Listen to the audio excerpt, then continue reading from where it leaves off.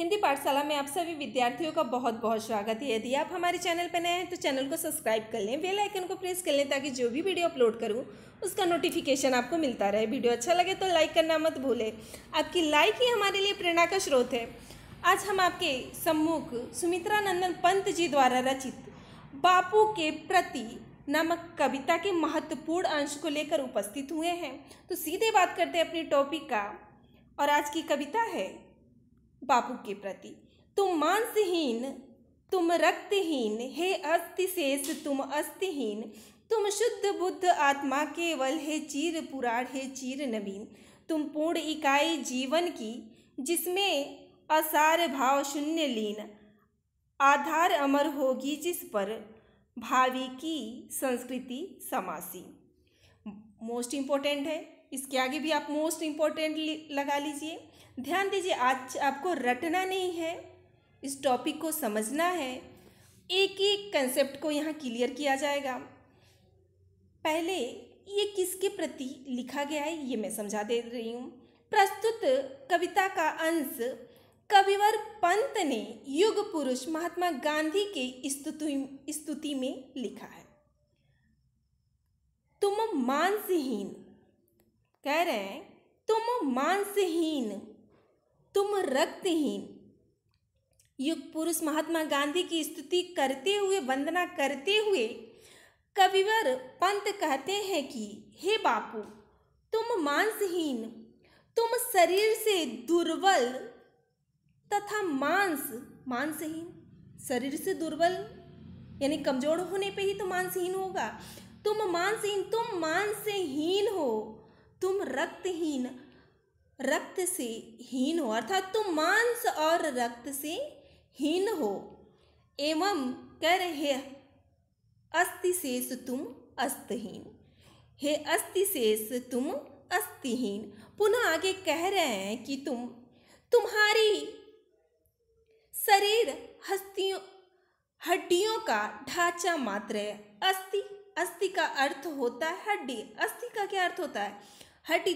तुम्हारा शरीर हड्डियों का मात्र क्या हो गया है? ढांचा ही शेष रह गया है। तुम पुनः कह रहे तुम अस्थिहीन हो, पुनः कह रहे हैं। और उसे देखकर ऐसा प्रतीत हो रहा है कि तुम्हारी शरीर में अस्थियां भी शेष नहीं है, अर्थात हड्डियां भी शेष नहीं है। पुनः कह रहे तुम शुद्ध बुद्ध आत्मा केवल, हे चीर पुराण, हे चीर नवीन। तुम शुद्ध बुद्ध आत्मा केवल, तुम पवित्र ज्ञान से युक्त, शुद्ध अर्थात पवित्र ज्ञान से युक्त आत्मा वाले हो। बुद्ध अर्थात ज्ञानी। कह रहे हैं कि तुम पवित्र ज्ञान से युक्त, शुद्ध का क्या अर्थ होता है? पवित्र। तुम पवित्र ज्ञान से युक्त आत्मा वाले हो। तुम में, पुनः आगे करें, तुम्हें प्राचीन और, हे चीर पुराण, हे चीर नवीन। यहाँ से इस भाव को स्पष्ट होगा। तुम्हें प्राचीन और नवीन आदर्शों का समन्वय है। चीर नवीन यानी प्राचीन, पुराण का क्या अर्थ होता है? पुराण का यहाँ अर्थ प्राचीन से है। तुम्हारे अंदर क्या कह रहे हैं? तुम में प्राचीन, पुराण का क्या अर्थ होता है? प्राचीन, हे चीर नवीन आदर्शों का क्या है? समन्वय है, अर्थात तुम प्राचीन आदर्शों के साथ ही साथ नवीन आदर्शों को भी स्वीकार करते हो। पुनः आगे कह रहे हैं, हे बापू, तुम पूर्ण इकाई जीवन की, तुम में जीवन की पूर्णता है। तुम में क्या है? तुम में जीवन की पूर्णता है, जिसमें आसार भाव शून्य लीन। पुनः कह रहे हैं जिसमें विश्व की समस्त आसार का अर्थ होता है असारता लीन हो जाएगी, जिसमें विश्व की समस्त असारता लीन हो जाएगी। हे बापू, पुनः करें, हे बापू, जीवन के आदर्शों पे भावी की संस्कृति समासीन जीवन के आदर्शों पर भावी, अर्थात भावी का क्या अर्थ होता है, भविष्य की संस्कृति और सभ्यता उचित प्रकार से प्रतिष्ठित होगी। संस्कृति अर्थात संस्कृति और सभ्यता, समासीन अर्थात उचित प्रकार से, समासीन होगी अर्थात प्रतिष्ठित होगी या समाहित होगी। स्पष्ट हो गया होगा। पुनः आगे, तुम मांस तुम ही हो, रक्त अस्थि निर्मित जिनसे न युग का तन, तुम धन्य तुम्हारा निस्वह त्याग, हे विश्व भोग का वर साधन। यहाँ तक का अर्थ देख लिया जाए। कह रहा जिस प्रकार तुम मांस अर्थात तुम जिस प्रकार मांस, रक्त, अस्थि का क्या अर्थ होता है, हड्डियों से निर्मित जिसे नव युग का तन, जिस प्रकार मांस, रक्त तथा हड्डियों से निर्मित शरीर का निर्माण होता है, अस्थि यानी शरीर का निर्मित हो, तन शरीर का निर्माण होता है। पुनः मैं एक बार बता दे रही हूं।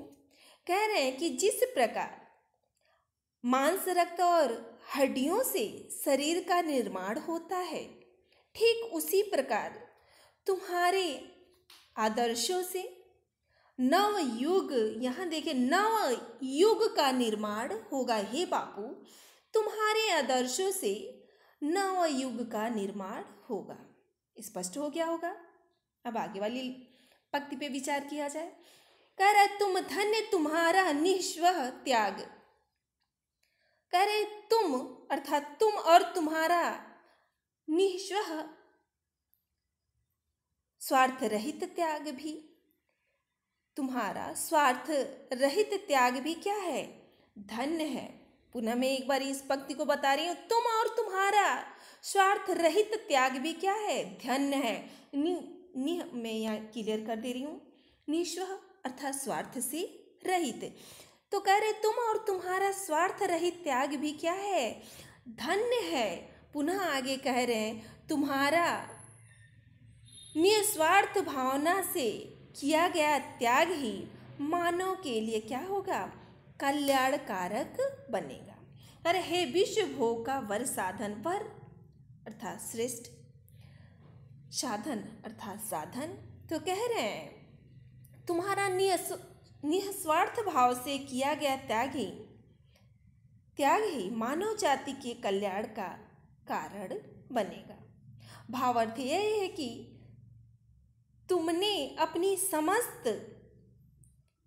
कामनाओं को क्या कर दिया है, त्याग करके भारत को स्वतंत्र करा के भारतवासियों को स्वतंत्रता प्रदान की है। पुनः आगे कह रहे हैं यह नव जीवन है, विश्व भोग का वर्षाद है। यह नवीन जगत अब अपनी इच्छाओं और भावनाओं को भस्म करके उसकी धूल से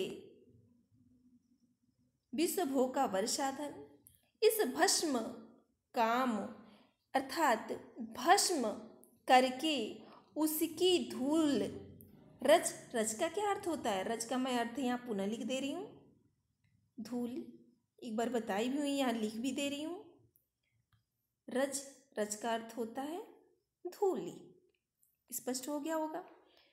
तो कह रहे हैं कि यह नवीन जग, विश्व अर्थात जग या जगत अब अपनी इच्छाओं और भावनाओं अर्थात भोग, भोग का क्या अर्थ होता है, इच्छाओं और भावनाओं को भस्म करके उसकी रज अर्थात धूल से सत्य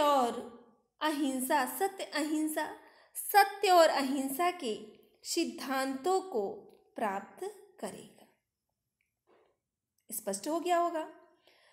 पुनः आगे कह रहे हैं ताने बानों से मानवपन, जिस प्रकार ताने बानों के योग से सुंदर वस्त्र बनकर तैयार हो जाता है,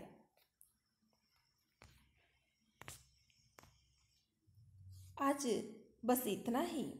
बहुत जल्दी मैं बापू के प्रति कविता का पार्ट 2 लेकर उपस्थित होंगी। इस बार आपको रटना नहीं है, मैं पुनः कह दे रही हूँ। वीडियो हो सके थोड़ा बड़ा होगा, एक एक कंसेप्ट क्लियर किया जाएगा। अपने मित्रों में शेयर करिए, सब्सक्राइब, चैनल अच्छा लगे तो सब्सक्राइब करिए।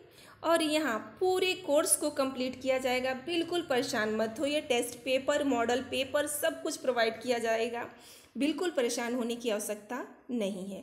मैं आपको शून्य से शिखर तक पहुँचाऊँगी। यदि शून्य स्थिति में है तो मैं उसको शून्य वाली स्थिति को शिखर तक पहुँचाऊँगी, ये मेरा वादा है। आज बस इतना ही। बहुत जल्दी बापू के प्रति का पार्ट 2 लेकर उपस्थित होंगी। तब तक के लिए आप सभी से इजाज़त चाहती हूँ। धन्यवाद।